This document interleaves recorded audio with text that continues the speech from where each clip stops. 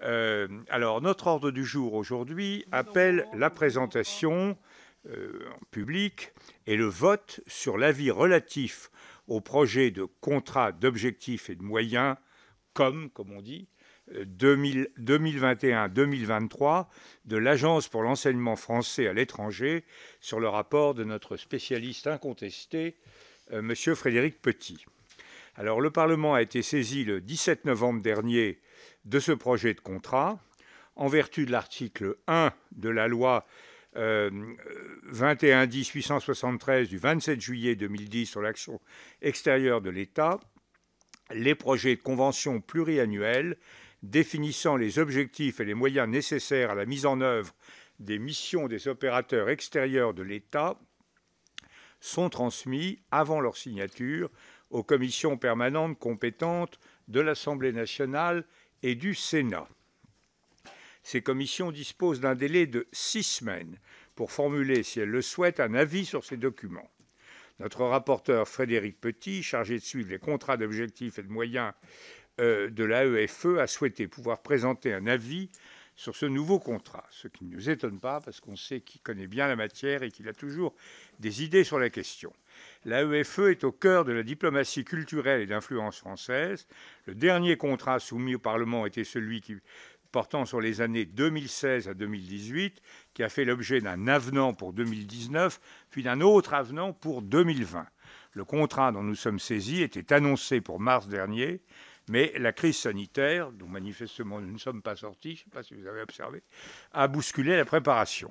Je laisse notre rapporteur prendre la parole pour présenter le contenu du projet de contrat qui nous est soumis. Son rapport, je dois le dire, sa réflexion n'est pas exempte d'un set d'esprit critique dont il va nous exposer les raisons. Monsieur le rapporteur, vous avez la parole. Merci, Monsieur le Président. Mes chers collègues, je vous adresse moi aussi tous mes voeux, tout le meilleur, comme on dit dans les pays de ma circonscription. Le contrat d'objectifs et de moyens dont on se saisit aujourd'hui, est un outil dont nous avons déjà beaucoup parlé. Je vous rappelle que nous avons présenté ici, en la deuxième année de notre mandat, la commission avait soutenu un amendement que j'avais porté sur le fonctionnement des COM. Notre présidente Marielle de Sarnez avait refusé que nous élaborions un avis sur le COM, un COM 2015-2018 qui nous avait été présenté en novembre 2018. On avait eu un certain nombre de réflexions qui ont traversé notre mandat sur ces COM. Aujourd'hui, nous avons un nouveau contrat d'objectifs et de moyens triennal pour l'Agence de l'enseignement français à l'étranger. Je vais essayer d'être assez bref puisque mon rapport est un rapport plus court qu'un rapport habituel et que vous l'avez eu il y a quelques jours et que je laisserai plus de temps peut-être à la discussion. 2 points. Je vous laisse revenir sur le texte, mais je voudrais vous donner 2 points. Il y a d'abord, dans ce COM, pour la première fois, je trouve qu'il y a ce COM traduit de bonnes évolutions stratégiques. D'abord, vous savez que je vous ai souvent présenté un malentendu profond sur le rôle de l'agence. L'agence de l'enseignement français à l'étranger n'est pas un gestionnaire, n'est pas en majorité, n'est pas le gros de son action statutaire, le gros de son action pratique, opérationnelle, n'est pas de gérer des lycées français à l'étranger. Les lycées français que gère l'agence directement sont une minorité. Et je rappelle aussi, parce que c'est quelque chose sur lequel le débat est parfois empreint de malentendus, le fait, les 70 lycées sur les 540 qui sont gérés directement par l'État français et par l'agence ne sont pas moins chers ou ne sont pas gratuits ou pour les familles, c'est absolument indolore ou indépendant du rapport que la famille a avec ce lycée.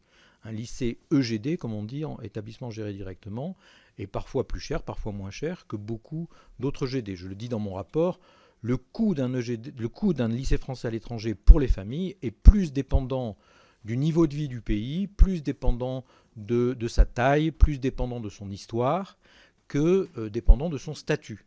Il serait faux de croire que les établissements que certains nomment privés ou associatifs sont payants et pas les établissements gérés.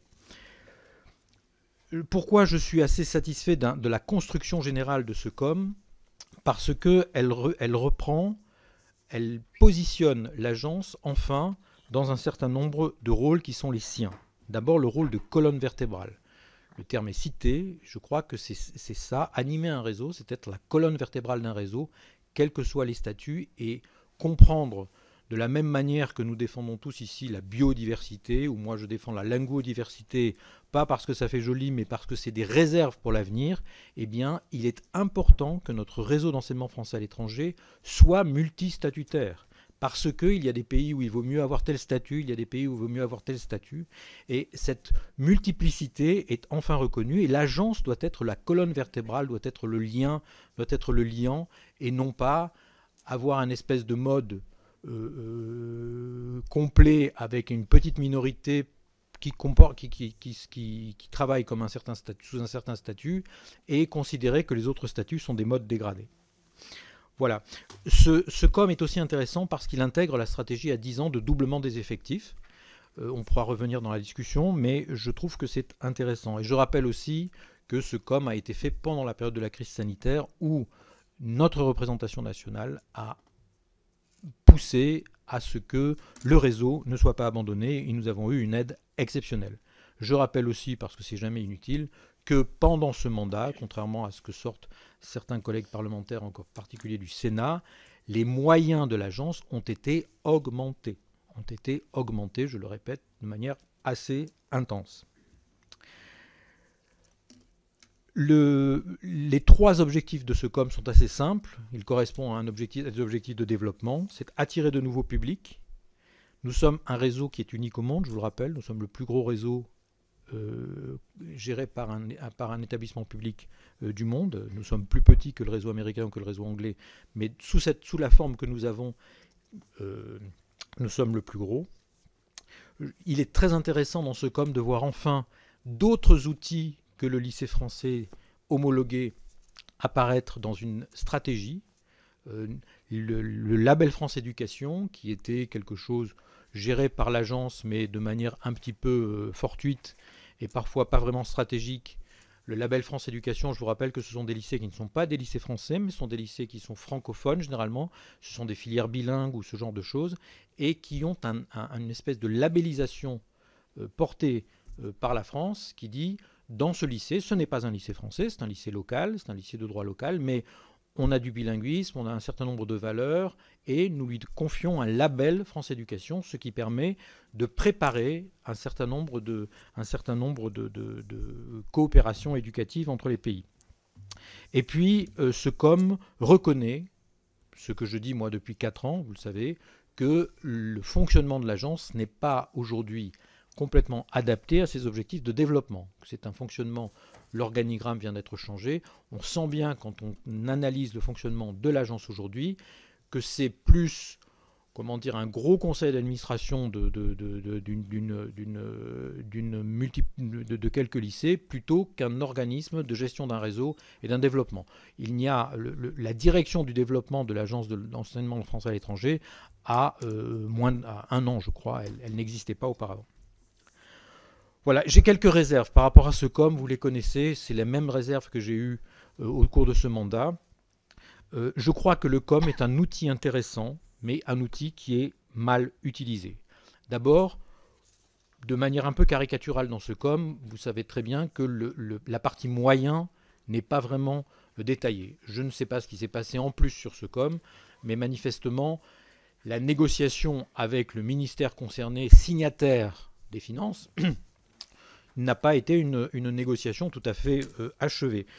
C'est un peu regrettable parce que je trouve, quand je dis que nous utilisons ces moyens qui existent dans la loi de manière dégradée, alors que ça pourrait être, à mon avis, un outil extrêmement intéressant qui se situerait entre la loi de finances annuelle et la loi de programmation. Nous devrions avoir ce genre d'outils, et si, premièrement, comme je le dis depuis 4 ans, ce n'est pas très difficile de les remettre dans le bon timing, Il suffit de décider, comme nous l'avons décidé pendant la crise sanitaire, d'en prolonger un arbitrairement et de commencer tout de suite à préparer le suivant.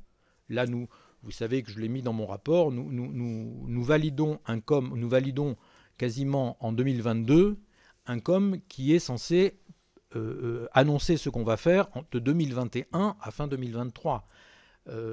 C'est un peu étrange. Nous sommes déjà à mi-année, les indicateurs de la première année ne sont plus des prévisions, ils sont déjà acquis. Il suffirait de dire que maintenant nous commençons à préparer le 24-26 par exemple pour avoir un outil qui permettrait à la représentation nationale d'avoir un travail beaucoup plus approfondi, beaucoup plus pertinent avec les opérateurs. Et puis quelque chose que j'ai déjà exprimé aussi à cette tribune et que je vous relivre, je trouve qu'il serait intéressant, de la même manière, que tous les COM qui concernent notre commission, qui concernent l'action extérieure de la France, soient coordonnés, démarrent au même moment et finissent au même moment.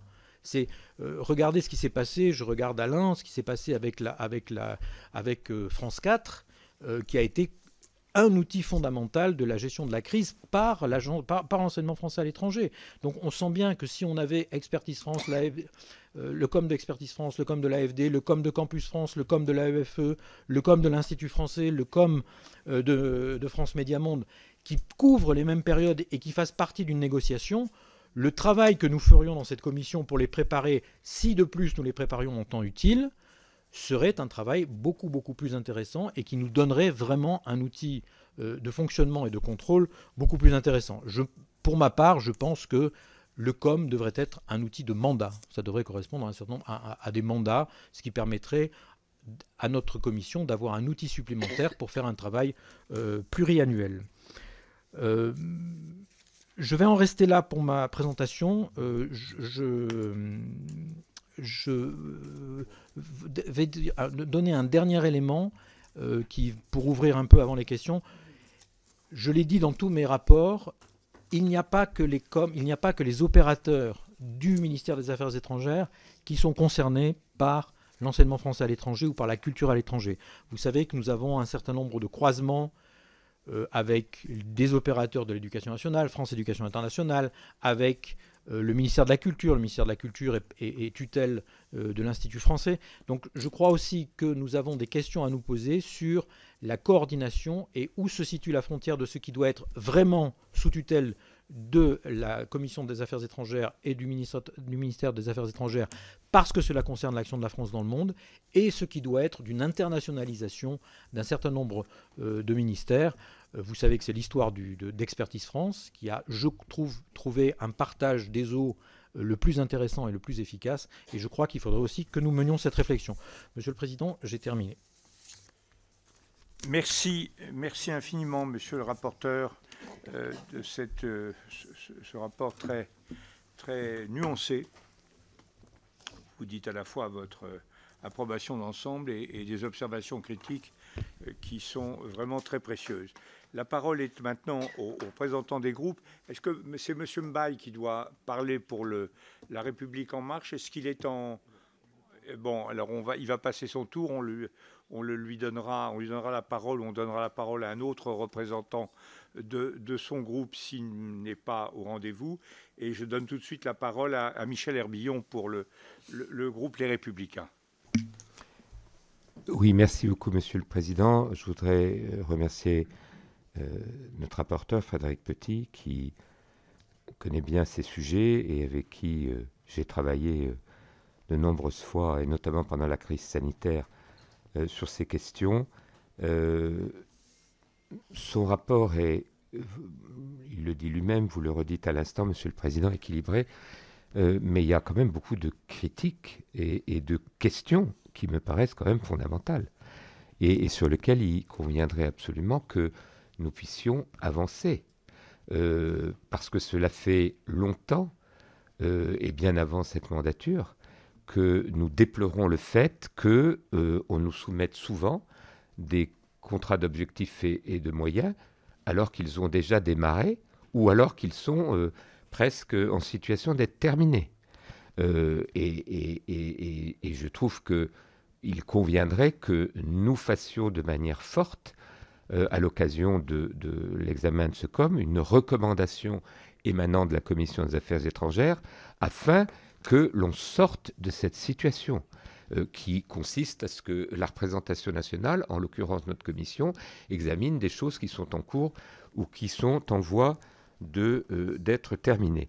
La seconde chose, c'est en ce qui concerne les moyens, parce que notre rapporteur indique que l'outil est mal utilisé, je le cite, et que tout ce qui concerne les moyens n'est pas suffisamment détaillé. C'est quand même tout à fait...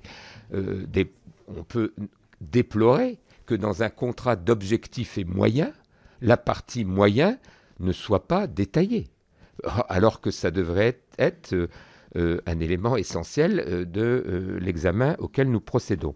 Et je voudrais savoir, sur ce plan, les éléments d'information que peut nous donner notre rapporteur sur cette partie moyen qui me paraît indispensable. Troisième remarque, c'était la remarque finale de notre rapporteur qui indiquait qu'il y a un certain nombre d'éléments qui doivent être sous la tutelle du ministère des Affaires étrangères et d'autres qui sont plus interministériels à cet égard. Ce serait intéressant que notre rapporteur le détaille.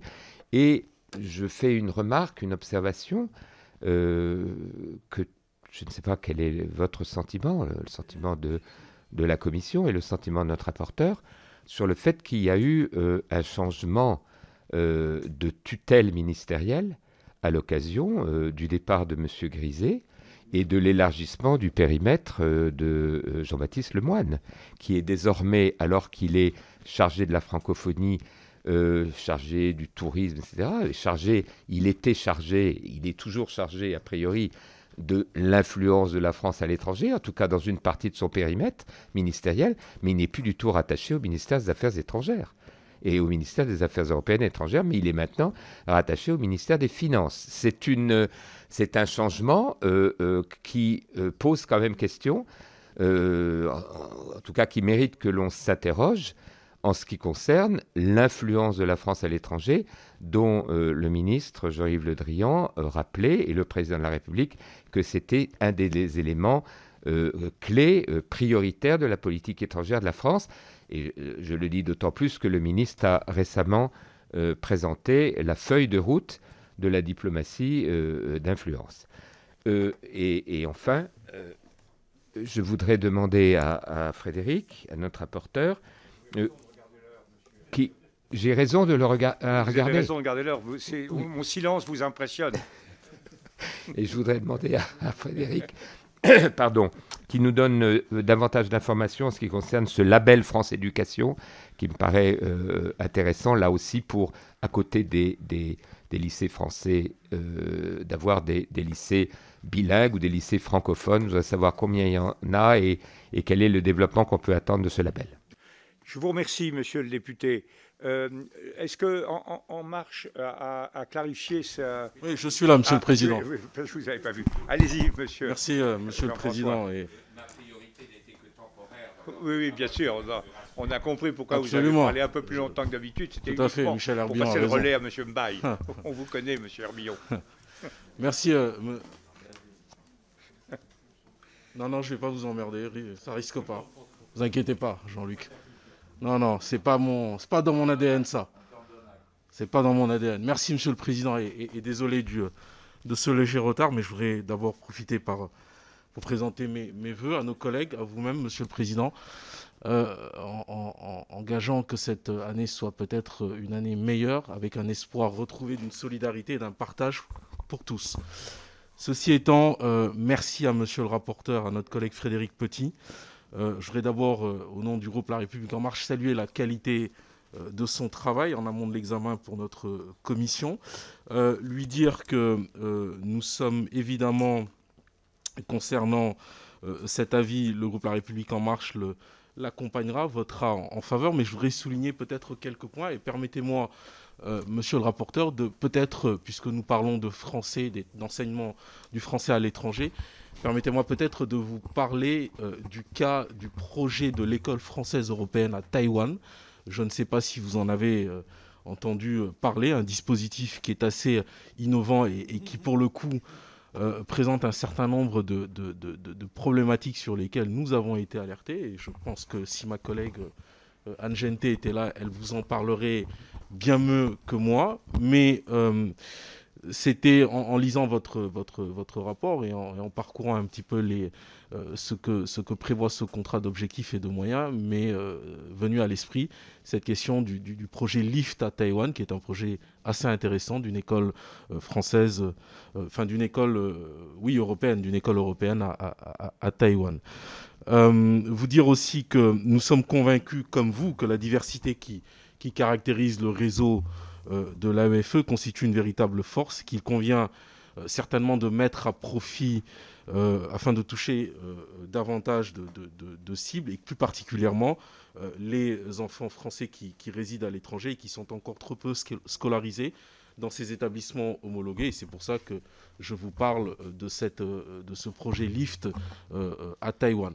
Vous demandez aussi quel est votre sentiment, monsieur le rapporteur, sur la question des doubles frais qui sont appliqués dans le réseau, dans ces réseaux, c'est-à-dire des enfants binationaux qui, quelquefois, ont la possibilité de payer les frais inhérents à ceux qui ont la nationalité française, mais qui, comme ont la double nationalité, quelquefois optent, en tout cas font le choix de payer les frais différenciés des locaux qui accèdent à cet enseignement. Quel est votre avis sur le sujet? Je vous remercie. Merci, monsieur le député. Maintenant, pour le MoDem et démocrate apparenté, monsieur Franger. Merci, Monsieur le Président. Merci, Monsieur le rapporteur, cher Frédéric. Je tiens d'abord, bien sûr, à saluer la qualité de votre travail, car vous nous présentez aujourd'hui un rapport qui présente à la fois des propositions concrètes pour développer plus largement l'enseignement du français à l'étranger, mais également pour améliorer les conditions de réalisation des futurs contrats d'objectifs et de moyens afin de renforcer l'efficience de cet outil. Alors que le président de la République présentait en mars 2018 le plan pour la langue française et le plurilinguisme, je souhaite revenir aujourd'hui sur le travail mis en œuvre par l'Agence pour l'enseignement français à l'étranger pour garantir le plurilinguisme et son développement. La pratique du français de par le monde, tout comme la garantie du plurilinguisme, sont deux objectifs qui doivent être au cœur de notre stratégie tant ils répondent à nos ambitions d'excellence et d'attractivité. À ce titre, l'AEFE est le parfait instrument puisque l'apprentissage renforcé des langues vivantes dès l'école primaire et la promotion d'une éducation plurilingue sont au cœur du projet d'enseignement français à l'étranger proposé par l'agence. Vous revenez ainsi sur les progrès prévus en la matière, notamment par le biais des sections bilingues, internationales, européennes ou de langues orientales, ainsi que les disciplines non linguistiques. À ce titre, je salue tout particulièrement le développement du dispositif PARL, qui favorise cette ouverture linguistique, puisqu'il s'agit d'un parcours adapté et renforcé en langues étrangères, mis en place par l'AEFE depuis 2018.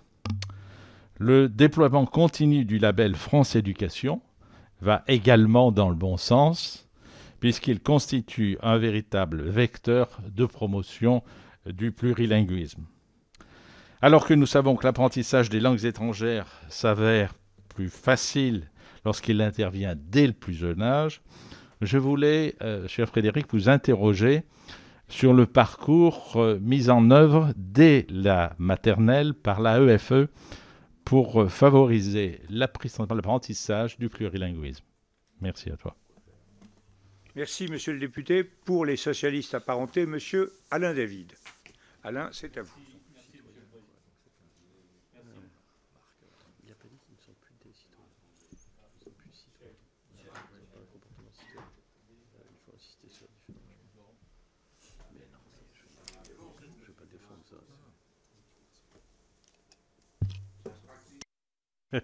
Ça y est, c'est bon.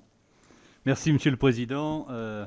Merci tout d'abord à notre rapporteur, Frédéric, pour cette présentation limpide et fouillée comme il en a l'habitude. Comme vous le signalez, même s'il existe des raisons objectives à ce délai, il est a priori singulier d'examiner aujourd'hui le contrat d'objectifs et de moyens pour la période 2021-2023.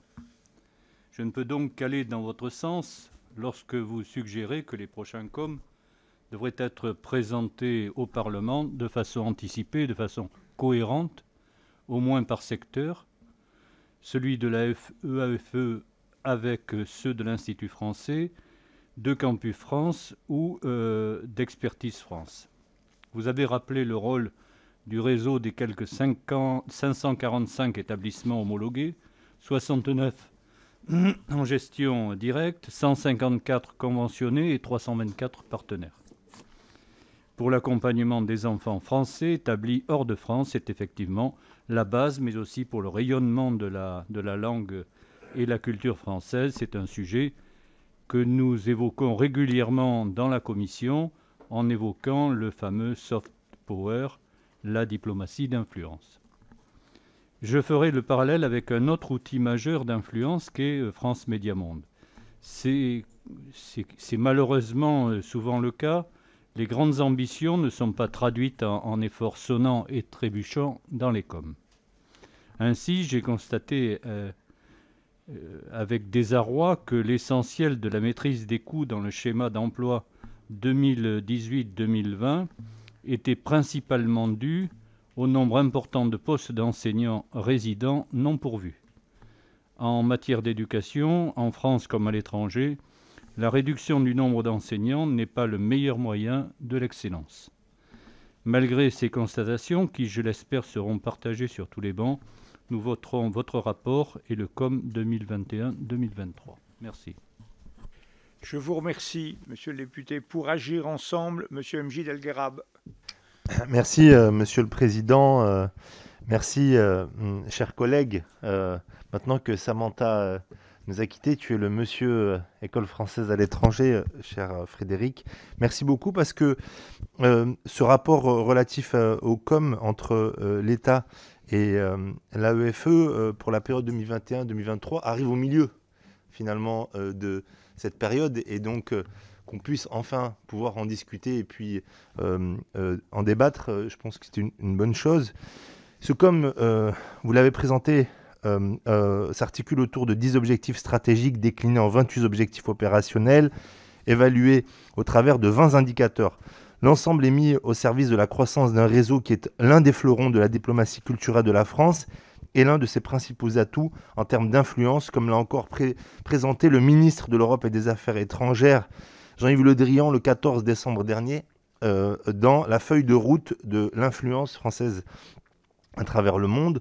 Ainsi, entre 2010 et 2020, le nombre d'élèves a augmenté de plus de 30% et le nombre d'établissements est passé de 470 à 535.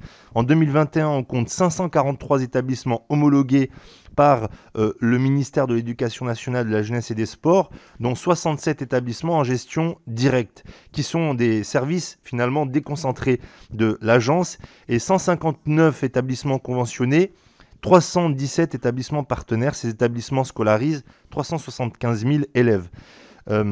Toutefois, comme vous le dites dans votre rapport, le volet moyen de ce COM semble insuffisant, alors qu'il ne porte en pratique que sur 2 exercices et renvoie à l'annualité budgétaire.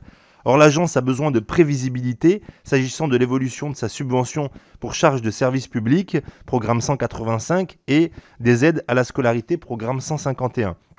Par ailleurs, concernant plus particulièrement les aides à la scolarité, elles ont diminué de 10 millions d'euros en loi de finances pour 2022. Aucune garantie de retour au niveau antérieur n'a pour l'instant été apportée.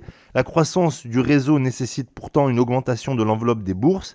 Ainsi, le COM prévoit la fusion des 2 contributions actuelles dues à la EFE par les établissements en gestion directe et les établissements conventionnés. Une étude d'impact serait donc nécessaire pour évaluer les effets de cette réforme. Concernant la formation, qui est l'un des piliers de la stratégie de croissance du réseau, il conviendrait de pouvoir disposer d'indicateurs là aussi plus qualitatifs et de connaître le nombre d'heures de formation dispensées à chaque enseignant formé, respectivement en présentiel ou en visioconférence. Enfin, la question du financement des projets immobiliers n'est pas résolue. L'AEFE ne peut recourir qu'aux avances de l'agence France Trésor de courte durée, 1 an. Ce mécanisme n'est pas adapté et ne pourra être utilisé à titre dérogatoire qu'au plus tard jusqu'en 2023. Le doublement des effectifs à l'horizon 2030 nécessite d'autoriser l'AEFE à emprunter à moyen et long terme. Ainsi, ma question sur laquelle je voudrais vous interroger, c'est sur les possibilités offerte à l'AEFE de pouvoir faire appel à des financements innovants ou avoir recours plus massivement au mécénat. Ainsi, cette solution permettrait de desserrer les taux sur les parents qui sont trop souvent considérés comme une variable d'ajustement et qui n'auraient plus ainsi à faire face à des hausses indues parfois localement des frais d'inscription. Merci, monsieur Frédéric Potier. Merci, monsieur le député. Maintenant, pour le groupe Liberté et Territoire, monsieur Nadeau. Merci, monsieur le président. Merci, monsieur le rapporteur, chers collègues. L'Agence pour l'enseignement du français à l'étranger anime le réseau des établissements d'enseignement français à l'étranger qui représente 543 établissements scolaires homologués, accueillant 375 000 élèves dans 139 pays. Le réseau scolaire français à l'étranger est crucial pour les Français de l'étranger, mais il est essentiel également dans le rayonnement de la France, de sa culture, de sa langue.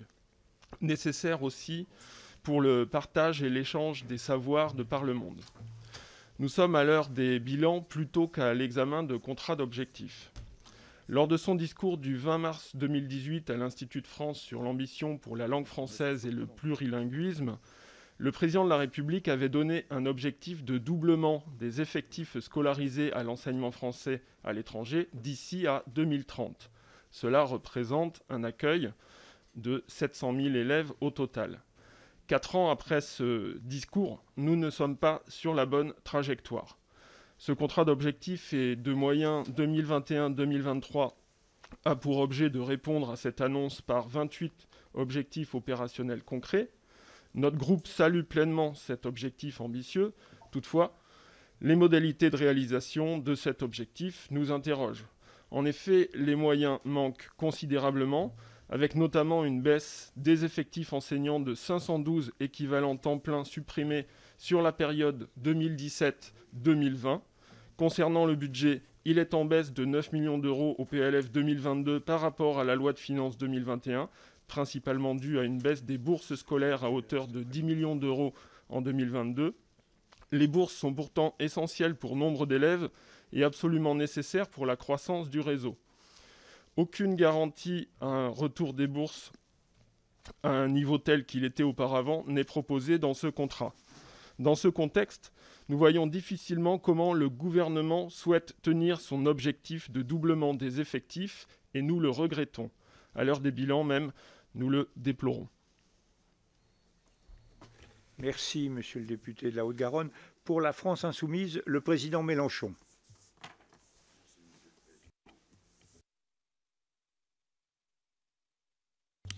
Merci, monsieur le président. Je vais me prononcer contre ce rapport, non sans avoir auparavant salué la qualité des intentions du rapporteur et en reconnaissant qu'il y a à prendre dans les recommandations qu'il fait. Il y a à prendre.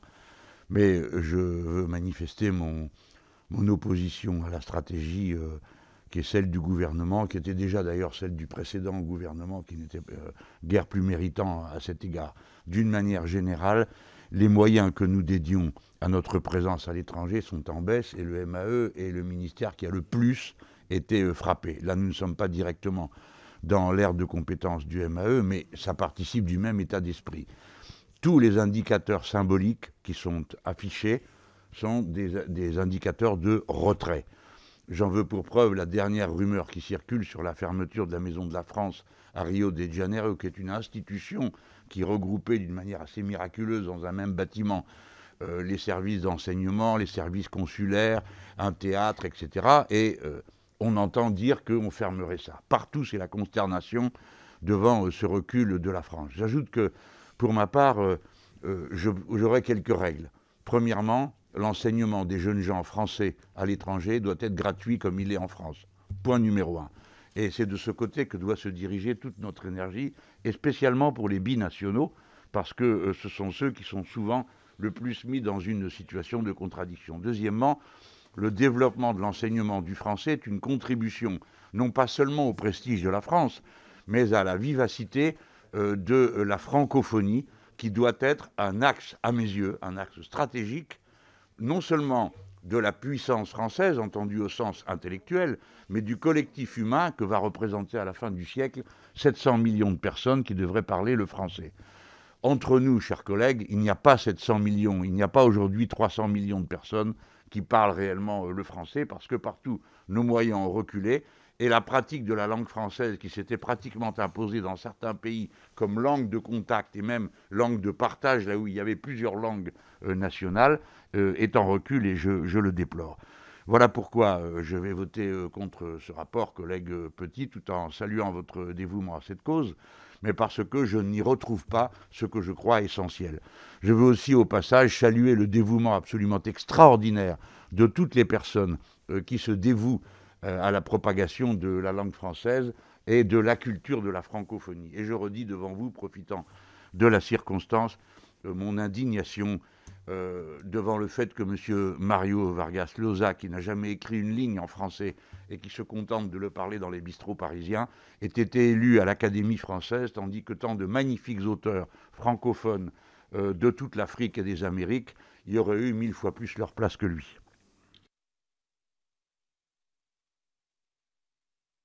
Eh bien, je vous remercie, Monsieur le Président.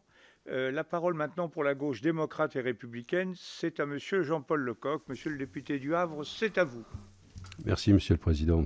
Moi aussi, je voudrais saluer le travail de Frédéric Petit et son engagement permanent depuis le début du mandat sur la défense de la présence de l'enseignement français à l'étranger et la défense de la langue française. Et puis, ces positions que je ne partage pas, mais que je salue quand même, parce que elles sont fidèles à une ligne politique qui n'est pas la mienne, qui est de considérer que voilà, les différents statuts des organismes d'éducation à l'étranger concernant le français est quasiment quelque chose de grande qualité, un gage de qualité. Moi, je pense que souvent, le statut d'institution publique, et notamment dans des pays compliqués, et on a eu quelques exemples pendant notre mandat. J'ai souvenir de la Turquie, j'ai souvenir où des professeurs étaient mis en difficulté par rapport à leur prise de position dans les lycées français, dans les lycées d'enseignement français homologués. Je me dis que parfois, et dans bien des cas, un statut puissant protégerait les enseignements et protégerait les établissements. Vous nous incitez, vous nous proposez aussi, ce que je ne partage pas du tout, de considérer que tous les contrats d'objectifs et de moyens devraient être calés sur le mandat politique du président de la République. Autant le dire clairement, je ne partage pas cette idée. Je ne partage pas l'idée de politiser au maximum toutes les institutions qui portent des messages de la culture, des messages de la francophonie, etc. À l'étranger. Qu'il y ait des lignes politiques, la preuve, c'est que le président de la République donne un objectif jusqu'à 2030. Donc on peut donner des objectifs. On peut donner des objectifs. Je ne pense pas qu'il sera encore président en 2030. Et vu ses déclarations du jour, je pense qu'il crée les conditions de très vite ne plus être président. Je referme la parenthèse. Mais je crois vraiment que l'on ne peut pas faire ça, que justement, ces objectifs s'inscrivant dans du temps long, objectifs politiques, il ne faut pas les caler sur des mandats. Parce que ça devient des appareils politiques de diplomatie à court terme, alors que la défense de la langue, etc., ça doit être un travail sur le long terme. La culture française, ça doit être un travail sur le long terme. Et l'Institut français travaille à ça. Et je pense qu'il ne faut vraiment pas coller ça au mandat politique. Par contre, et là vous avez raison, ratifier, entre guillemets, un contrat d'objectifs et de moyens, après en plus une loi de finances de l'année 2022, c'est-à-dire qu'il reste un an, une loi de finances, pour essayer de caler ce contrat d'objectifs et de moyens, c'est absurde, c'est débile. Et donc, à un moment donné, il faut essayer d'avoir une organisation qui corresponde aux ambitions. Et plutôt que de dire on cale tout sur le mandat, que l'on insiste et que l'on vous accompagne en disant un contrat d'objectifs et de moyens, ça doit se faire avant que la date de démarrage se fasse. On commence à avoir l'habitude. Hein. Rappelez-vous, la loi sur le développement, c'était pareil, quoi. Loi de programmation, et vous arriviez après 2 ans après le début de l'objectif. Enfin, faut être sérieux. Et je pense que rien que ça, voilà, je le soutiendrai. Mais comme il n'y a pas que ça, et puis c'est Jean-François Mbaye qui a montré que justement par rapport à l'attitude et aux objectifs qu'il y aura à Taïwan, on utilise vraiment aussi ça pour faire de la politique immédiate et des politiques d'influence et politiques de choix politiques aussi, de choix diplomatiques. Eh ben oui. Et là, quelque part, je me dis que voilà, faut assumer ses choix diplomatiques, il faut assumer ses choix politiques, et pas le faire en contournant les choses. Assumez-les. Et assumez-les devant la représentation internationale, à l'ONU, etc. Assumez-les. Mais le côté on biaise et on essaye de porter des messages politiques forts me semble important. Voilà. J'ai essayé de faire moins long que Michel Herbillon, Monsieur le Président, vous avez pu le noter. C'est des objectifs que...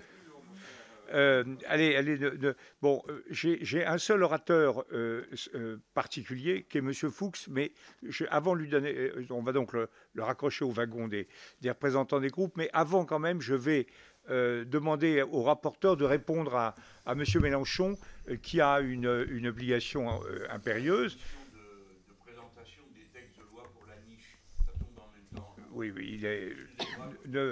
Ne vous justifiez pas, Monsieur le Président, et rappelez-vous le mot de Talleyrand, n'expliquez jamais. Eh bien donc, allez. Oui. Bon, je vais... Est-ce que Talleyrand répondait, quel dommage qu'un si grand homme fût si mal élevé. Monsieur le Président Mélenchon, je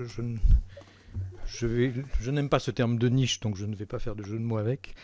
Mais je vais essayer de vous répondre. Sur votre stratégie des moyens, non, les moyens ne sont pas en baisse sur le programme 185.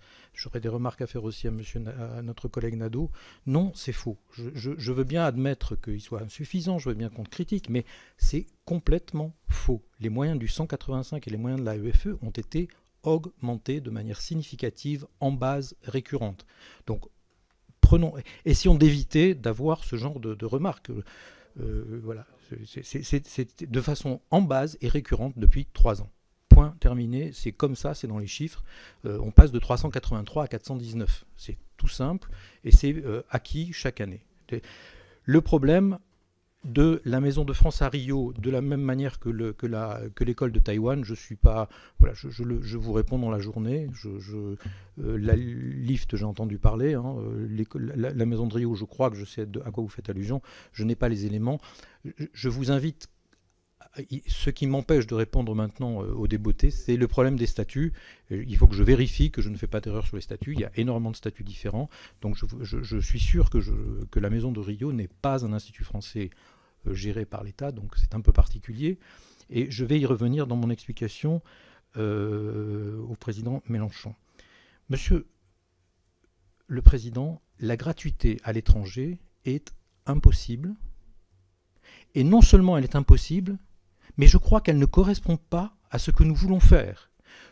S'il m'est arrivé souvent de discuter avec des... Vous savez, je suis sur le terrain, je connais plus de lycées français que le directeur de l'Agence française de l'étranger, puisque j'en ai 29 dans ma circonscription, que je vois plusieurs fois par an, et je discute avec les gens qui ne pensent pas comme moi, avec les syndicalistes, etc. Et cette espèce de réflexe de dire, puisque le statut de l'AEFE considère que l'AEFE doit apporter aux enfants français installés à l'étranger l'équivalent du service public qu'ils auraient en France. Donc, la réflexe, c'est de dire, donc ça doit être payé. Mais je vous interroge sur un certain nombre de lois que nous avons prises ici. Premièrement, que dirions-nous si un État étranger venait acheter 4 hectares dans le 15e à Paris, construise une piscine, un stade de foot et un équipement de 4 étages, laissez-moi finir mon exemple. Envoie 100 fonctionnaires, disent à partir de maintenant, les enfants de ma nationalité viendront ici et pas chez vous, et que si nous venons commencer à discuter, on nous claque la porte au nez en nous disant écoutez, ça ne vous regarde pas, c'est le service public turc. Nous dirions non, l'enfant qui est en France, c'est notre politique. Nous pouvons coopérer, ça existe. Mais ça existe dans des institutions qui sont coopératives avec l'État.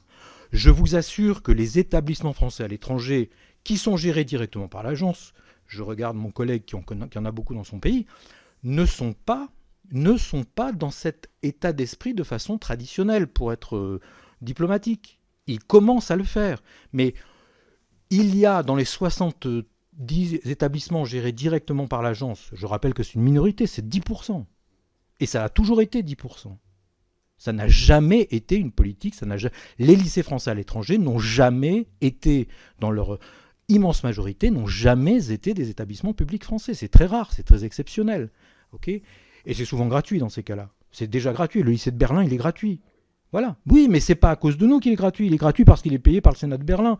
Parce que depuis le XVIe siècle, le Sénat de Berlin considère que c'est très bien d'avoir dans son équipement...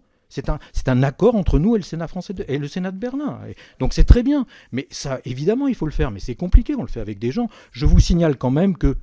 Voilà, je vous signale que le gouvernement de M. Orban finance le lycée français, qui est un lycée qui n'est pas un lycée public français. Le lycée français de Budapest. Il le finance parce qu'il considère qu'il est bon que les petits Hongrois, viennent apprendre une autre langue, viennent se former dans un autre système, et donc ils ont une bourse s'ils viennent au lycée français qui est payant. Mais la gratuité n'est pas un bon signe, c'est un signe... Voilà, donc d'une part, ça me semble quelque chose que nous refuserions chez nous, et d'autre part, je crois aussi, je vais prendre cet exemple qui a été pris, je reviendrai, l'exemple de l'enseignement du français en maternelle, l'enseignement des langues maternelles. Nous avons énormément progressé, je ne sais plus quel est celui d'entre vous qui a cité la loi Parle, je le retrouverai tout à l'heure, je crois que c'est Michel, le dispositif Parle.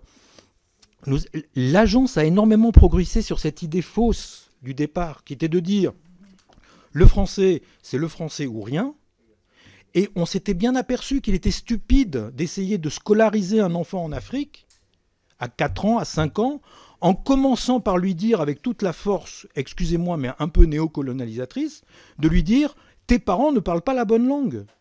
Comment éduquer un enfant en commençant par lui dire « tes parents ne parlent pas la bonne langue ». Et il y a toute une réflexion pédagogique, éducative à l'intérieur du réseau qui s'est faite en disant « développer le français en Afrique, c'est commencer par intégrer les langues véhiculaires ou les langues verniculaires dans notre enseignement. » Donc ça a changé la partie formation des cadres, ça a changé toute une... Voilà, et le projet Parle, c'est un peu ça. Et enfin, l'agence a commencé à se dire, évidemment, l'intérêt du réseau, c'est le plurilinguisme. Je ne suis pas d'accord avec votre expression, Monsieur le Président, alors là, je vais parler très personnellement. Être binational, ce n'est pas une contradiction. Et puis moi, je ne dis pas binational. Binational, c'est très franco-français. Il faut dire bicitoyen. Voilà. Nous sommes le seul pays... Oui, ou multicitoyen. Nous sommes le seul pays où nous écrasons les deux notions très différentes de citoyenneté et de nationalité. Nous avons l'impression depuis la Révolution française que c'est naturel, mais c'est nous l'exception. Je vous signale qu'il y a des pays où sur son passeport, on a citoyenneté lituanienne, nationalité russe. Ça arrive, parce qu'on considère, et moi, mon épouse, quand je lui disais au début, mais attends, ce gars, il est français, elle me dit, mais non. Voilà, ou quand elle dit, non. Et puis en plus, je vous signale que quand on a fait comprendre à un ami étranger que chez nous, la citoyenneté et la nationalité, c'était pareil, et qu'il commence à rentrer dans notre manière de penser, qui est une bonne manière, que je défends. Je ne dis pas qu'elle n'est pas bonne, je dis qu'elle est originale. Et qu'il ne faut pas croire que le monde travaille comme ça. En plus, au passage, et pour faire un peu de linguistique, nous lui disons que quand il change de nationalité, il se naturalise. C'est-à-dire qu'on lui demande en plus de changer de nature. Vous imaginez les conflits familiaux que ça peut générer. Voilà, c'est de la taxidermie. Voilà, tout à fait. Voilà. Vous avez, Monsieur le Président, vous avez salué les gens qui s'engagent. Je voudrais vous rappeler ce chiffre, je voudrais insister là-dessus. Oui, notre réseau français, notre réseau d'influence française à l'étranger, ce sont des gens qui s'engagent, qui se sont engagés férocement, et j'utilise ce terme, j'ai vu de la défense féroce de notre réseau dans des endroits improbables, à Tirana, à Sarajevo, je l'ai déjà cité, à Bishkek, à Erbil, toujours cet exemple que je prends. Ce sont des gens qui sont, dans une proportion, Monsieur Mélenchon, je vais être prudent, parce que je vais regrouper tout, Je pense que nous n'arrivons pas à 5%. Nous n'arrivons pas à 5% de fonctionnaires français. Nous avons 95% de gens étrangers qui font partie d'une coopération. Nous avons 95% de bénévoles, de militants. L'école française d'Erbil homologuée, qui a passé 3 années à 30 km du front. 2 étages, magnifique bâtiment, pas très cher, des enseignants français. Elle est gérée sur sa peau, comme on dit en polonais, par 2 parentes d'élèves, dont une n'a même pas les bourses parce qu'elle n'est pas française. C'est ça le réseau français à l'étranger. Et ce n'est pas une manière dégradée de faire de l'administration centrale parce qu'on n'a plus d'argent. C'est la France. Non, certains le disent. C'est la France. La France, ce n'est plus, on va dire, ce n'est plus ce que c'était il y a 200 ans. Nous n'envoyons pas des fonctionnaires pour dire le français c'est mieux et nous avons raison. Nous avons une manière de coopérer. Et dans les statuts de l'AEFE, pour finir sur le sujet du jour, il y a 3 statuts, il y a 3 objectifs statutaires de l'AEFE. Les enfants français, je vais y revenir après à l'occasion d'un autre d'entre vous. OK, c'est le premier. Le deuxième, c'est le rayonnement. OK. Et le troisième, qui a été trop souvent oublié, c'est la coopération bilatérale dans le domaine de l'éducation. Coopération bilatérale dans le domaine de l'éducation. Sur les 60 lycées gérés directement par l'État, il y en a encore aujourd'hui plus d'une vingtaine qui sont clandestins dans le droit local. C'est ce qu'on appelle pudiquement des écoles d'ambassade. C'est-à-dire nous disons à l'État local, oui, il y a un lycée français, mais tu n'as pas le droit de le voir. J'en connais. Je ne vais pas dire les noms, mais j'en connais. Nous sommes, c'est-à-dire non seulement nous ne faisons pas de coopération éducative, mais en plus nous nous planquons. Et nous estimons que, ah oui, c'est mieux parce que tu comprends, si jamais on faisait ça, il faudrait peut-être qu'on soit obligé de mettre ceci dans nos cours et ça nous dérange, etc. Donc il vaut mieux continuer à se cacher. Mais je dis non, là on est contre les statuts, on est contre l'objectif statutaire de l'agence et on est contre l'esprit de l'action des Français dans le monde. Merci, monsieur le rapporteur, pour ce plaidoyer vibrant. Monsieur Mélenchon, vous voulez dire un mot? Le remerciement au rapporteur, et je veux lui dire qu'il a appris des choses, il est convaincu, ça n'enlève rien. Je ne suis pas toujours reconnu dans les critiques qu'il me retournait, mais j'ai écouté avec beaucoup d'intérêt, beaucoup de plaisir ce que vous nous avez dit, et vous m'avez apporté beaucoup de choses, chers collègues, ce matin. Je reste en désaccord avec vous sur le reste, mais je vous remercie en tout cas. Merci, monsieur Mélenchon. Alors, monsieur Fuchs, qui était le... Rapidement, alors, monsieur le président, je vous remercie. Je voudrais féliciter le rapporteur pour son rapport, bien évidemment, la qualité de son rapport, mais aussi pour l'engagement qui est le sien et l'excellence et la maîtrise du sujet qu'il traite, que nous traitons ce matin. Mon approche, elle va être purement arithmétique, après avoir eu des approches multiples ce matin. 370 000 élèves ont fréquenté le réseau des lycées français en 2021, à la rentrée 2021. On souhaite doubler ce nombre, on peut le porter donc à 700 000. Or, on parle en 2050 d'une échelle de 700 millions de locuteurs français. Donc on passe d'une échelle de 700 000 potentiels dans ce réseau à 700 millions. Donc on voit bien qu'on a un problème d'échelle, bien évidemment. La France, par ses lycées, ne peut pas former l'ensemble de ces personnes, mais l'effort doit porter sur une autre dimension, à une autre échelle, avec d'autres outils. Alors, vous parlez beaucoup dans votre rapport de digitalisation de moyens, mais on digitalise beaucoup de choses, mais quel est, à votre avis, après vous parlez également d'open education, qui est un concept qui est antérieur à l'époque d'Internet et du digital, mais qui a beaucoup évolué avec l'arrivée d'Internet. Alors peut-être pourriez-vous développer cette partie-là autour du lycée virtuel, des MOOC, de la formation à distance? Qu'est-ce que vous entendez par là et quelles sont les propositions que l'on pourrait collectivement faire pour changer d'échelle sur une problématique qui le nécessite? Merci, monsieur le député du Haut-Rhin. Monsieur le rapporteur, vous allez compléter les réponses que vous avez faites en répondant aux autres collègues, j'imagine. Oui, merci Monsieur le Président, merci chers collègues de vos questions.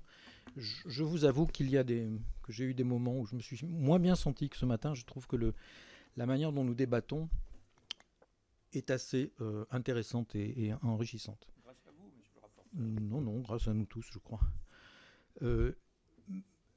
Jean-Paul, tu veux que je réponde? Non, mais tu veux que je réponde maintenant? Ah d'accord, ok, excuse-moi. Michel non plus n'est pas là, donc je vais passer.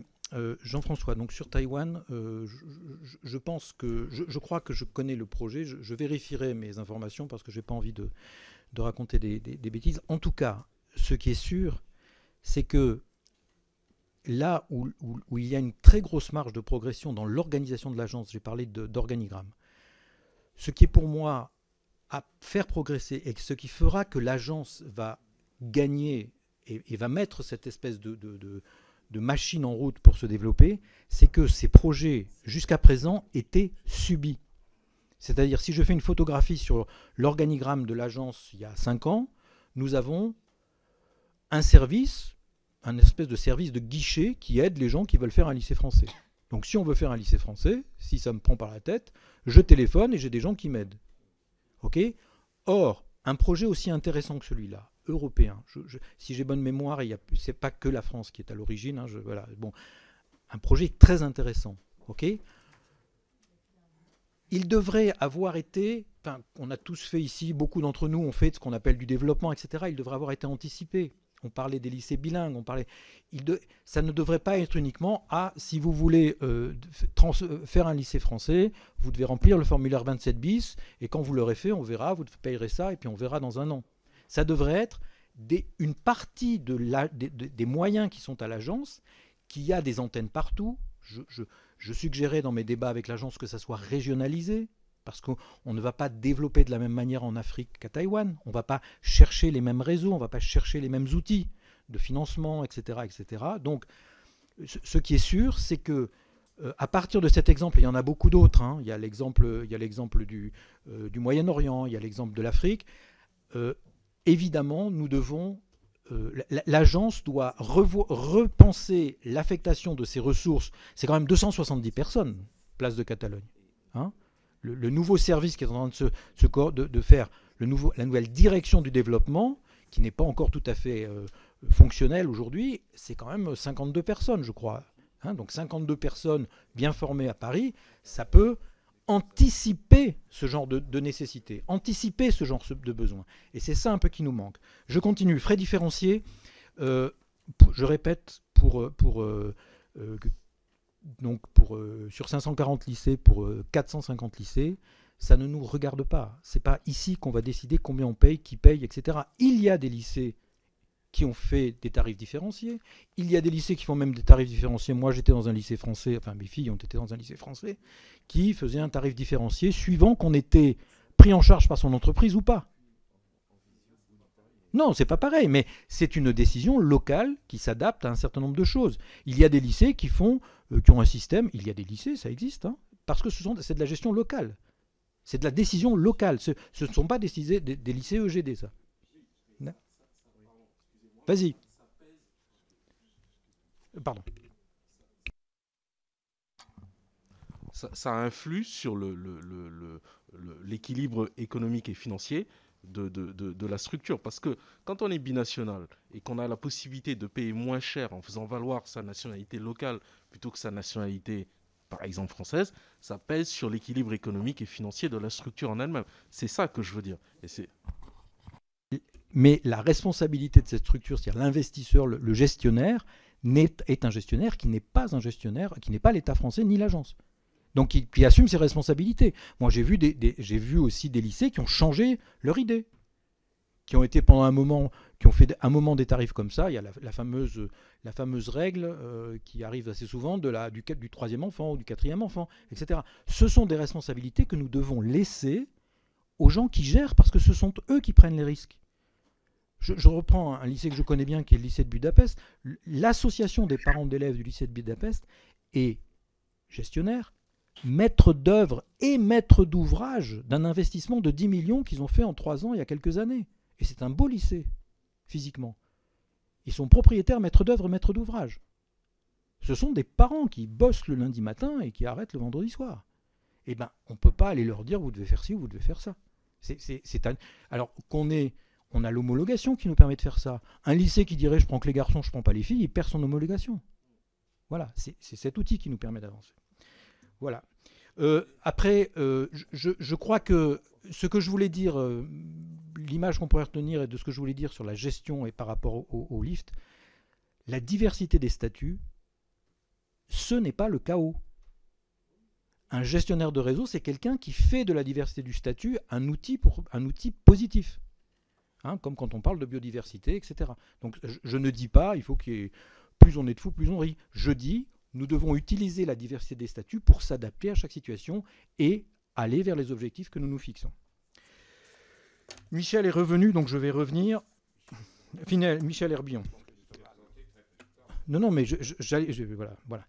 Comment avancer? Oui, je crois qu'il faut que notre commission, Monsieur le Président, je crois qu'il faut que nous posions un acte écrit en disant voilà comment nous aimerions gérer, faire une recommandation avec quelque chose qui soit poser ce comme non pas pour quelque chose, une espèce de gadget qui nous tombe dessus, mais en faire un nouvel outil.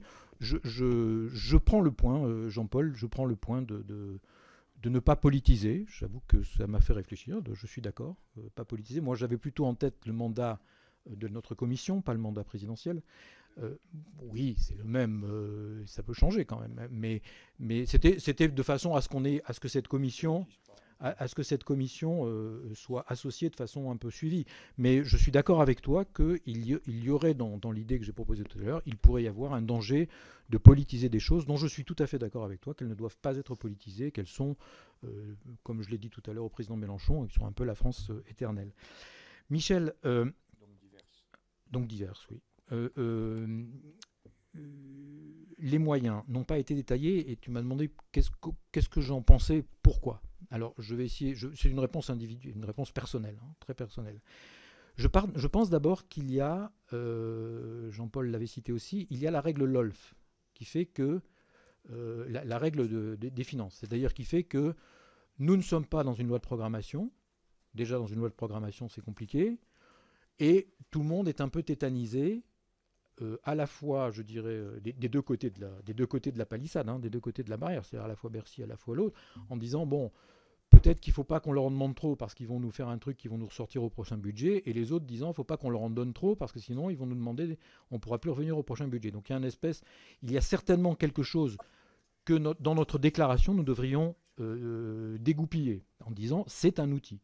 Voilà, c'est le mettre à sa juste place, comme on fait avec une loi de programmation, quelque chose d'intermédiaire entre la loi de finances constitutionnelle et la loi de programmation. Je suis assez d'accord. Après, je crois aussi qu'il faut, et c'est ma deuxième explication personnelle, je crois qu'il y a une évolution lente, je vais utiliser un terme diplomatique, du côté de l'agence sur le fait, c'est la première fois que l'agence a un objectif à 10 ans. C'est clair. Voilà, l'agence, à chaque fois, c'était combien on va avoir l'année prochaine et qu'est-ce qu'on va pouvoir mettre, quoi. Donc, il y a une révolution des mentalités qui fait que peut-être que l'agence n'est pas encore tout à fait en mesure de mener cette négociation avec Bercy de façon qui rassure Bercy, parce qu'ils ne sont pas encore tout à fait prêts, ils n'ont pas encore tout intégré. On a parlé beaucoup des objectifs, de l'arithmétique. Voilà, peut-être qu'on est dans une phase d'évolution qui fait que la partie moyen, parce que là, la partie moyen est encore plus légère que dans les autres coms. Quand même. Dans ce com-là, elle est exceptionnellement légère par rapport à ce qu'on voit même dans les autres coms. Le principe des opérateurs, et quand tu parles de... Vas-y. Mais ça s'appelle contrat d'objectifs et de moyens. Et donc c'est quand même regrettable que la partie moyen soit légère, enfin, ou invisible. Franchement, tu vois, je veux dire, on ne peut pas faire des querelles sémantiques, mais tout de même, ou alors il faut changer le terme. Mais contrat d'objectifs et de moyens, et on dit les moyens, on ne sait pas, on ne voit pas clair, c'est très léger, et il y a des tas de raisons qui expliquent ça. Moi, je dois dire que j'ai du mal à comprendre ça. Je l'ai déploré dans mon rapport, Michel. Tu m'as posé la question d'où ça vient, à mon avis. Je te dis, ça vient de là. Les deux raisons étant des raisons. Une raison, je pense que nous pouvons faire quelque chose qui serait de solidifier, de consolider la notion de l'outil des COM comme nous nous orientons. Et la deuxième raison est une raison un peu historique de l'évolution voilà. Après, le principe des opérateurs, j'y crois beaucoup, moi. J'y crois beaucoup, le principe des co-tutelles, des doubles tutelles. Je crois qu'il vaut mieux avoir un opérateur qu'une rime.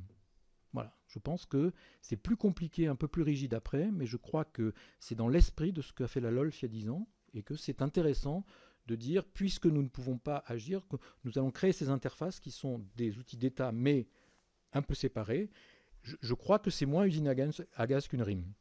Une réunion interministérielle systématique. Je le dis comme je le pense, et voilà. Après, effectivement, Jean-Baptiste Lemoyne a 2 tutelles, mais ce n'est pas la seule. Hein. Il l'avait aussi pour le tourisme, je te rappelle. C'est aussi une double tutelle, si j'ai bonne mémoire, sur Atout France. Oui, mais par Atout France aussi, je crois. Si. Monsieur Herbillon, j'ai vérifié depuis votre intervention, et il a la double tutelle. Il a la double tutelle. Et c'est chaque fois des doubles tutelles. Il est rattaché à Le Drian et c'est chaque fois des doubles tutelles. Voilà. Et puis, une autre remarque, tu le sais, tu l'avais vu dans ce rapport que j'avais fait en année 2 ou en année 3. Moi, je pense que l'économie fait partie de cet ensemble de l'action extérieure de la France. On a beaucoup parlé ici, dans le cadre de ce qu'on a fait nous-mêmes ensemble pendant la crise, des entrepreneurs français non dépendants de la France, etc. Donc, je crois que cette notion de l'économie, pour moi, est une activité humaine comme les autres, est une langue comme les autres, et fait partie de cette influence. Après, le label France Éducation, donc pour répondre à ta question, Michel, sur le label France Éducation, nous avons autant de lycées, autant de filières labellisées que de filières homologuées. C'est-à-dire qu'on a 540 lycées français à l'étranger, donc homologués, c'est-à-dire que je sors du CM1 pas à Bichkek, mais à Erbil, je rentre au CM2 à Saint-Germain, et vice-versa. Les filières labellisées, nous en avons en gros 520, je crois. Alors la filière labellisée est une filière où il y a forcément au moins du DNL, au moins de la discipline non linguistique. Donc on fait de l'histoire, on fait des maths en français, au moins, il y a des filières non linguistiques. Et il y a une partie que j'appellerais, passez-moi pour l'expression, que j'appellerais valeur, c'est-à-dire on ne peut pas être label France Éducation si on n'a pas un certain nombre de valeurs éducatives qu'on défend. Et ce qui est très intéressant, c'est que les labels France Éducation, encore plus que la FFE, sont intégrés généralement dans la stratégie des postes, dans la stratégie des COCAC. Un COCAC va se sentir beaucoup plus, je dirais, monsieur le député, regardez, il va plutôt dire regardez mes labels France que l'AEFE gère pour lui en gros le lycée français. Mais les labels France Éducation, c'est un travail qui est un travail forcément de coopération bilatérale et extrêmement intéressant dans beaucoup d'endroits. Et puis je voudrais ajouter à ça une petite remarque. Je vais prendre l'exemple du lycée français de Tel Aviv. Parfois, le lycée français est une filière à l'intérieur d'un lycée local. À Tel Aviv, vous allez au lycée français de Tel Aviv, vous rentrez dans un lycée israélien. Et une des filières, je rentre en 6e A, 6e B, 6e C ou 6e française. C'est dans le couloir d'à côté, et là, c'est homologué. C'est-à-dire là, je suis dans le système français, et de l'autre côté du couloir, je suis dans le système israélien. Ça existe aussi, donc je crois qu'il n'y a pas de solution de continuité entre les deux systèmes, et c'est très bien. Voilà. Et puis, sur cette idée de coopération, il y a d'autres outils, j'y reviendrai tout à l'heure avec François.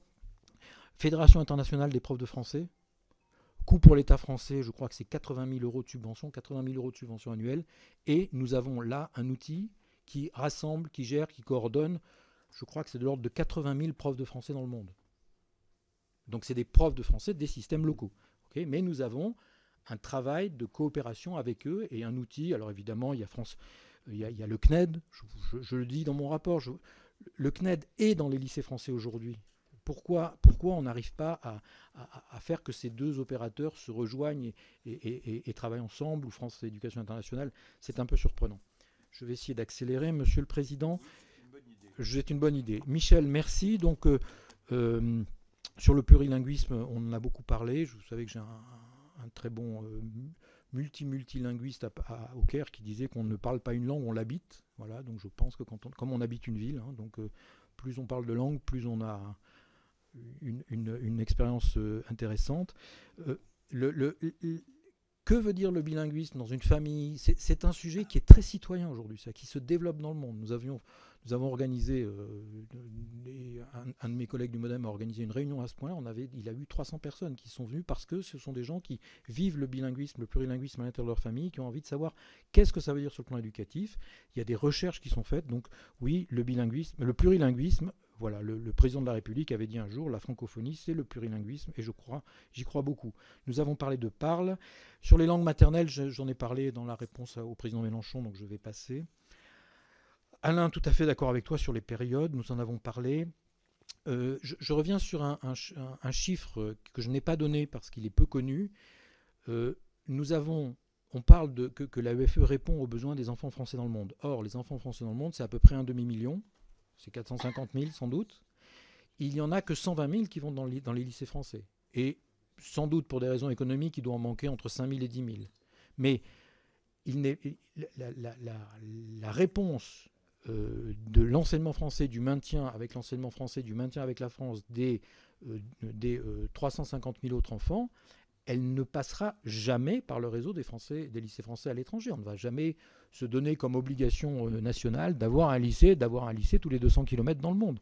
Et je le sais, moi j'ai eu mes enfants sont passés parfois par le CNED, parfois par du local, parfois du bilinguisme, etc. Donc il faut intégrer cette fonction, ne pas dire on en attend, on s'occupe de ce qu'on a, mais bien essayer d'avoir une vision et regarder comment on peut faire là où il y a des trous. Je suis tout à fait d'accord par contre avec le président Mélenchon pour dire que la double citoyenneté est un sujet. Dans les Balkans, c'est un sujet. C'est quelque chose qui devrait être traité en tant que tel.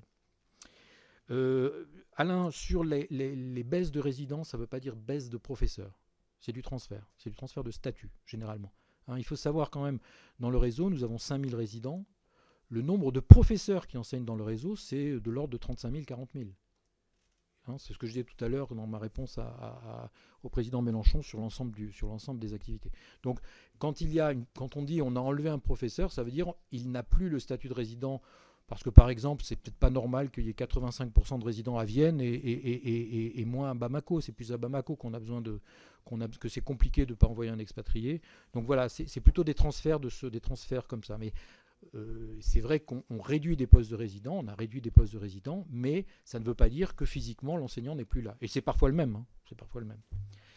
Mgid, donc l'AEFE et l'immobilier, oui, tu as raison. Je suggère qu'il faut sortir l'AEFE des ODAC. Maintenant qu'on a fait le travail pour les 450 lycées non gérés, il faut les sortir des ODAC, c'est une évidence.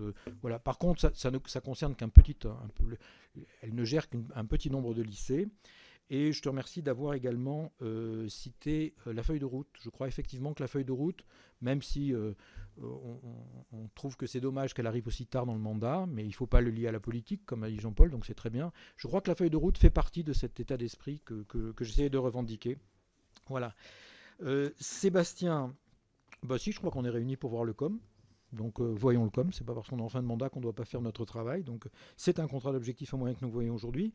Les 130 pays, oui, je rappelle, c'est un chiffre que je n'ai pas donné, je crois que les EGD, les établissements gérés par la France directement, je crois que c'est 26 sur 130. C'est-à-dire nous avons plus de 100 pays où ce n'est pas l'agence qui gère. Donc c'est intéressant aussi de projeter ça comme ça. La trajectoire du dédoublement, alors ça aussi c'est d'autres, beaucoup m'ont posé ça. Oui, effectivement. Alors, la trajectoire de dédoublement, j'accepte qu'elle soit plus lente dans les premières années. Effectivement, j'ai du mal à comprendre comment, à part sur la partie IRF, sur la partie centre de formation, comment on va pouvoir accélérer après la 3e, la 4e année. Mais bon, je pense que ça fait partie de tout ce qu'on a dit sur les difficultés. Voilà. Après, il ne faut absolument pas... Il n'y a pas de baisse d'effectifs, effectivement, mais... on ne peut pas mélanger le budget des bourses avec le budget de l'AEFE. Le budget des bourses, c'est du budget social pour les Français à l'étranger. C'est le 151, c'est d'ailleurs ailleurs. Et il vient transférer. C'est-à-dire, au lieu que ça soit de l'argent qui vient de la famille, c'est de l'argent qui vient d'un autre budget de l'État. Mais ça ne change rien à l'équilibre de l'AEFE, les bourses. Ça ne change rien. L'AEFE est gestionnaire des bourses parce que c'est plus facile, mais voilà, ça ne change rien aux moyens de l'AEFE. Moyen pour faire son travail. Et je peux te faire un dessin si tu veux après. Voilà.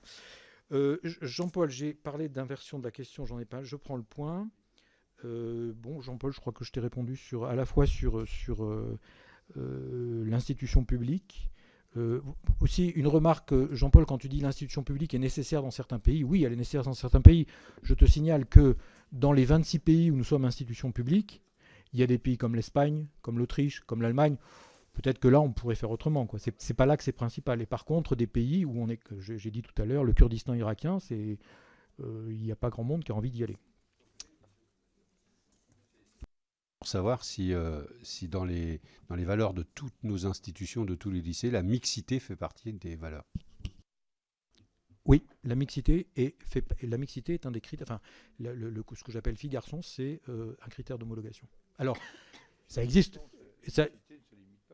Non, c'est vrai. Mais après, voilà. Mais oui, ça fait partie des. Il y a des valeurs. L'homologation est très belle. Hein. L'homologation de ces lycées est très belle. C'est pas uniquement le programme scolaire. La participation des parents est obligatoire. On a eu une déshomologation il y a 2 ans parce qu'on s'était aperçu que le gestionnaire n'écoutait pas les parents et n'avait pas d'institution où les parents pouvaient parler. Donc l'homologation est très très belle et c'est un vrai outil diplomatique. Merci d'avoir reposé la question. Voilà, Bruno. Oui, effectivement, je crois que, et ça, je finirai là-dessus. Oui, effectivement, et c'est pour ça que je crois que ce réseau ne peut pas se vivre dans un silo, évidemment, parce que nous n'aurons jamais un lycée français tous les 200 km pour les enfants français, et nous n'aurons jamais un lycée français qui viendra apporter... Voilà. Par contre, les IRF, par exemple, les instituts régionaux de formation, ça ne doit... Il faut qu'on insiste sur le fait que ça ne servira pas uniquement au lycée français. Ça doit être des diffuseurs qui vont être impliqués dans des lycées bilingues, dans des lycées locaux également. Et je suis tout à fait d'accord avec toi que je parlais tout à l'heure de la fédération que tu dois connaître, la fédération des profs de français, le BELC, tous ces dispositifs-là qui sont des dispositifs qui devraient être quelque part coordonnés. Ils le sont dans la feuille de route maintenant, apparemment, et je pense que, j'espère que nous arriverons à avoir des outils qui nous permettront d'accompagner ce travail énorme qui est peu coordonné, peu encore piloté de manière globale. Monsieur le Président, je crois que j'ai répondu à tout le monde. Répondu avec beaucoup de précision, je vous en remercie, beaucoup de flamme, et je pense que chacun a eu confirmation en vous écoutant de votre extrême compétence sur ce sujet très complexe et évidemment très passionnant. Nous allons maintenant passer au vote. Je voudrais simplement faire 2 remarques. La première sur le problème des délais. Je crois, moi, sur le fond, je crois que tout a été dit. Sur le problème des délais, beaucoup de collègues ont soulevé, notamment M. Herbillon, mais pas que lui, ont soulevé le problème, l'incongruité profonde d'être amené à rendre des avis réputés prospectifs sur des périodes écoulées. Je crois que notre mode de fonctionnement ne doit pas se faire au futur antérieur. Donc, je pense que moi, je comprendrai. Enfin, je vais voter le rapport. Le rapporteur nous y invite et je le suivrai bien volontiers. Mais je comprendrai très bien un vote de semonce de la part de certains d'entre vous. Et je trouve qu'au-delà de cela, il faut vraiment insister pour nos successeurs. Je pense que c'est la dernière fois que nous devons tolérer ça. Je pense que, très franchement, il y a quelque chose... Alors, il ne faut pas tirer sans sommation. Donc, c'est pourquoi je voterai le rapport. Mais je crois que la sommation, elle vient aujourd'hui. Et il faut dire, il faut faire passer le message aux autorités de tutelle de cet organisme, etc., de dire ça ne peut pas durer, vous devez faire des projets qui portent sur l'avenir et non pas sur un avenir déjà révolu. La deuxième chose, c'est la question... Attends, oui, juste une petite remarque, Monsieur le Président. Je crois que ça réglerait aussi le problème du rapport avec les moyens. Oui, parce que si nous avions... Tu me permets d'aborder ? Oui, merci. Et la seconde chose, c'est la question des moyens. Je crois... alors, je m'interroge sur le fait que, sans doute, tous ces avis devraient être beaucoup plus normés. Je pense que si nous imposions un cadre rhétorique précis, avec des cases moyens, que les auteurs du rapport qui nous est présenté, de l'avis qui nous est présenté, soient obligés de remplir, on arrivera à quelque chose de précis. Rien n'est plus grave que de laisser les fonctionnaires flotter avec des idées assez vagues en disant les moyens, on va les définir intellectuellement, etc. Il faut être extrêmement précis en termes de moyens financiers, de moyens de personnel, de catégories de personnel, et il faut effectivement un peu nomenclaturer tout ça si on veut avoir vraiment du grain à moudre. Donc je pense que sur ces deux remarques, indépendamment du vote que nous allons émettre les uns et les autres, sur ces deux remarques, il faut faire passer un message très clair au gouvernement, parce que ça ne doit pas durer de la sorte. Je crois que le rapporteur l'a très clairement exprimé.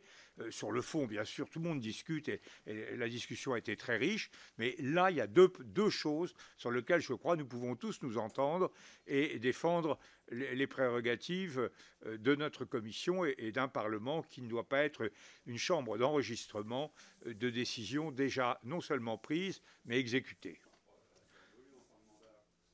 Monsieur Herbillon, vous voulez dire un mot là-dessus? Oui, merci, Monsieur le Président. Je suis heureux de voir que vous rejoignez tout à fait les préoccupations que j'ai exprimées dans mon intervention en tant qu'orateur du groupe. Et donc, je souhaiterais, je réédite ce que j'ai proposé, c'est que ça fasse l'objet d'un texte écrit émanant de notre commission, de manière très claire, pas simplement dans le compte-rendu de nos travaux là, mais qu'il y ait un texte qui soit écrit émanant de notre commission, demandant sur ces deux points-là, demandant premièrement qu'on arrête et on cesse, et que ça soit évidemment un texte qui vaille pour l'avenir, dès cette année et les années futures, qu'on refuse, qu'on demande, qu'on exige, si j'ose dire, que les contrats d'objectifs et de moyens qui nous soient présentés ne soient pas des contrats rétrospectifs. Premièrement. Deuxièmement, la question des moyens est dans ce texte qu'il faut indiquer, parce qu'un contrat d'objectifs et de moyens dans lequel les moyens sont une notion évanescente me paraît quand même parfaitement critiquable. Et alors le troisième point que je suggère, mais ça c'est ce qu'a évoqué notre rapporteur, c'est ce qu'a évoqué notre rapporteur. Est-ce qu'on ajoute ou pas, là j'ouvre la question, le fait, notre souhait, parce que les deux premiers points sont absolument impératifs. Le troisième, est-ce qu'on ajoute le fait qu'on souhaite que les différents COM des différents organismes que tu as cités, Campus France, l'AEFE, l'Institut français, etc., soient présentés au même moment?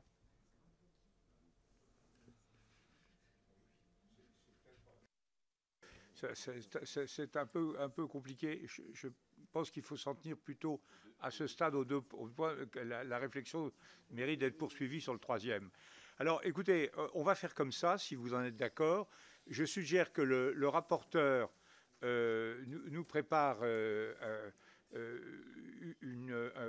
un texte qui pourrait être un avis de la commission ou une lettre que je signerai, mais qui serait que je signerai peut-être avec le rapporteur et en votre nom à tous, que je vous communiquerai avant de l'envoyer, pour préciser ces deux points, parce que je pense que notre mandat arrive à terme et qu'il est bon de laisser ce message précis pour l'avenir. Monsieur Petit dit avec un peu d'irritation, mais c'est ce que je répète depuis 5 ans, il a tout à fait raison, mais je vais dire, Frédéric, c'est ce que nous devons maintenant répéter ensemble et pas simplement le rapporteur Vox Clamans in deserto.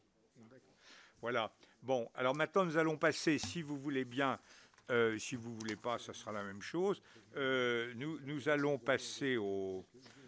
où est-ce que c'est mon truc alors? Où est-ce que je l'ai fichu?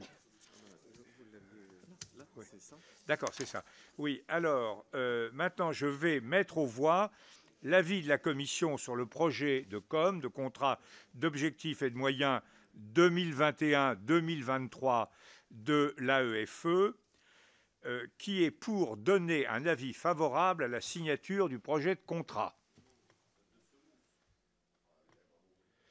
Qui est contre? Oui, mais vous n'avez pas besoin d'entendre mon appel pour savoir ce que vous faites, j'ai l'impression. Et qui s'abstient? Voilà, bah écoutez, la Commission a donné un avis favorable à une très large majorité à la signature du contrat d'objectifs et de moyens. Je demande maintenant, là je crois que ce sera, qui est pour la publication du rapport d'information de notre collègue Frédéric Petit. Qui est pour? Là, je crois qu'on se retrouve tous. Qui est contre? Qui s'abstient? Bon, la Commission a autorisé le dépôt du rapport en vue de sa publication.